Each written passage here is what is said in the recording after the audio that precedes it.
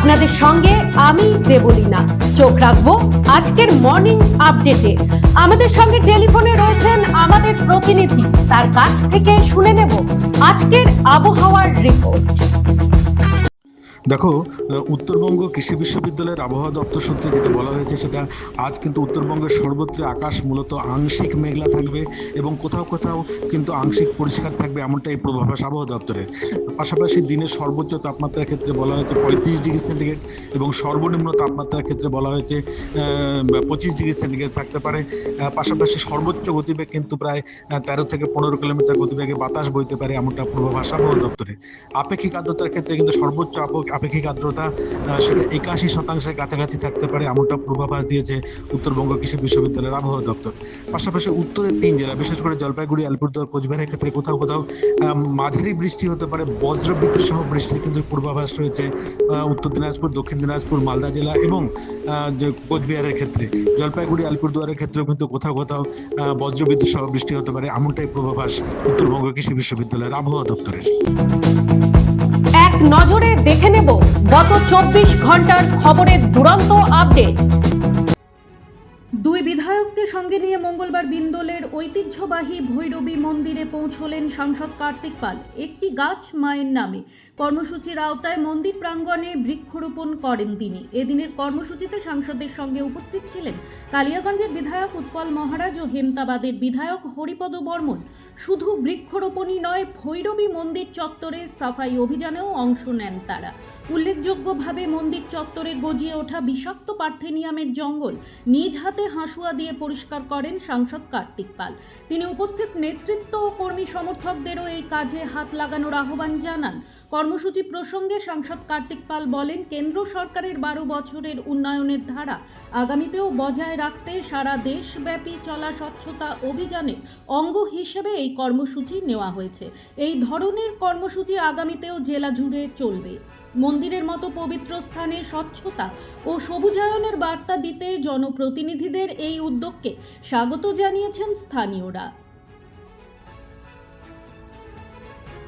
নাবালককে মারধর, পরিবার ও প্রতিবেশীদের হুমকি দেওয়ার অভিযোগ স্থানীয় গ্রাম পঞ্চায়েত সদস্যের বিরুদ্ধে। রায়গঞ্জ থানায় এই অভিযোগ দায়ের করলেন এলাকার মহিলারা। রায়গঞ্জ থানার বড়ুয়া গ্রাম পঞ্চায়েতের ধুলিয়াবান এলাকার ঘটনা।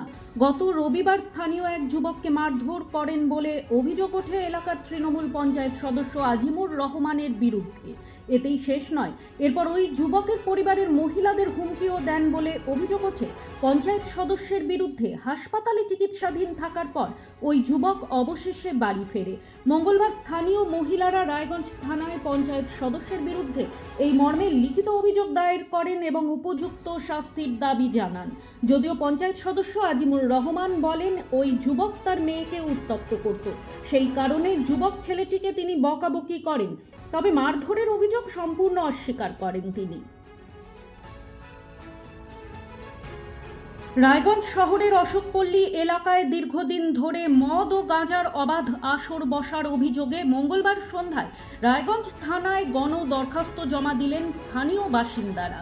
আবেদনপত্রে দাবি করা হয়েছে, এলাকার কিছু অসামাজিক ব্যক্তি সকাল থেকে রাত পর্যন্ত প্রকাশ্যে মদ্যপান ও গাঁজা সেবন করায় এলাকার স্বাভাবিক পরিবেশ নষ্ট হচ্ছে। এর ফলে সাধারণ মানুষের চলাফেরা এবং সামাজিক নিরাপত্তা বিঘ্নিত হচ্ছে বলে অভিযোগ। স্থানীয়দের বক্তব্য, দীর্ঘদিন ধরেই এই সমস্যা চললেও কার্যকর কোনো পদক্ষেপ নেওয়া হয়নি। তবে বর্তমান পরিস্থিতিতে পুলিশের ওপর আস্থা ফিরে পাওয়ায় এলাকার বাসিন্দারা একজোট হয়ে রায়গঞ্জ থানার দ্বারস্থ হয়েছেন। অশোকপল্লীতে সুস্থ ও শান্তিপূর্ণ পরিবেশ ফিরিয়ে আনতে অবিলম্বে প্রয়োজনীয় পুলিশি ব্যবস্থা গ্রহণের দাবি জানিয়েছেন তারা। একদিকে জ্বালানির অগ্নিমূল্য, অন্যদিকে নতুন সরকার প্রবর্তিত মহিলাদের বাসে নিঃশুল্ক পরিবহনের সাঁড়াশি চাপে সংকটের মুখে বেসরকারি বাস পরিবহন শিল্প। মধ্যপ্রাচ্যে জ্বালানি সংকটের কারণে সারা দেশ জুড়ে বেড়েছে পেট্রোল ডিজেলের দাম, কিন্তু সেই অর্থে ভাড়া বৃদ্ধি পায়নি বেসরকারি বাসে। তাই দিনকে দিন বাড়ছে পরিবহনের খরচ। তার উপর নতুন সরকার মহিলাদের জন্য বিনা টিকিটে বাস যাত্রা চালু করায় মহিলা যাত্রীরা বেসরকারি বাসে প্রায় উঠছেন না বললেই চলে। অন্তত এমনটাই অভিযোগ করছেন বাস মালিকরা।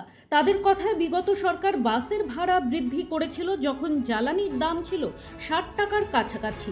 বর্তমানে ডিজেলের মূল্য দাঁড়িয়েছে প্রতি লিটারে প্রায় 100 টাকা, কিন্তু বেসরকারি বাসে ভাড়া বাড়ানোর অনুমতি দেয়নি সরকার।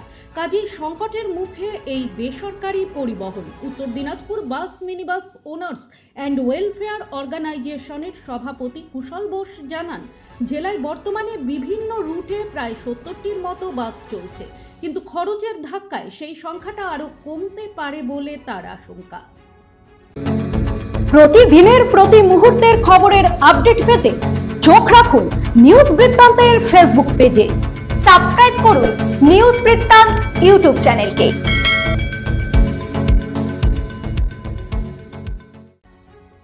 দীর্ঘদিন ধরে রাস্তার জন্য প্রশাসনের কাছে আবেদন জানিয়ে আসছিলেন গ্রামবাসীরা, কিন্তু রাস্তা তৈরি না হওয়ায় যাতায়াত করতে গিয়ে সমস্যায় পড়ত গ্রামবাসীরা।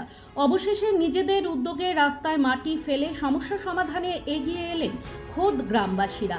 তাদের পাশে দাঁড়ালেন স্থানীয় বিজেপি নেতৃত্ব। উত্তর দিনাজপুর জেলার গোয়ালপুকুর 2 ব্লকের নিজামপুর 2 পঞ্চায়েতের গৌরীপুর কঠিটোলা গ্রামে বসবাস প্রায় 300 পরিবারের। এই রাস্তা দিয়ে যাতায়াত গ্রামবাসীদের, পাশাপাশি স্থানীয় প্রাথমিক উচ্চ বিদ্যালয়ের পড়ুয়াদেরও। বেহাল রাস্তার কারণে বর্ষায় যাতায়াত করতে গিয়ে বিপাকে পড়তে হয় স্থানীয় বাসিন্দাদের।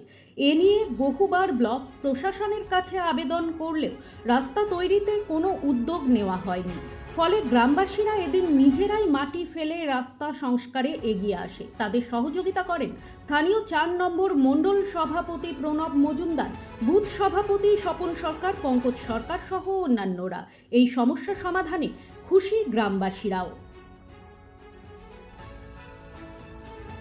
অন্নপূর্ণা ভান্ডারের ফর্ম পূরণের জন্য জনতা ডেস্ক খুলল বঙ্গীয় হিন্দু মহামঞ্চ। মঙ্গলবার তারা 4 নম্বর ওয়ার্ডে এই ডেস্ক খুলেছে।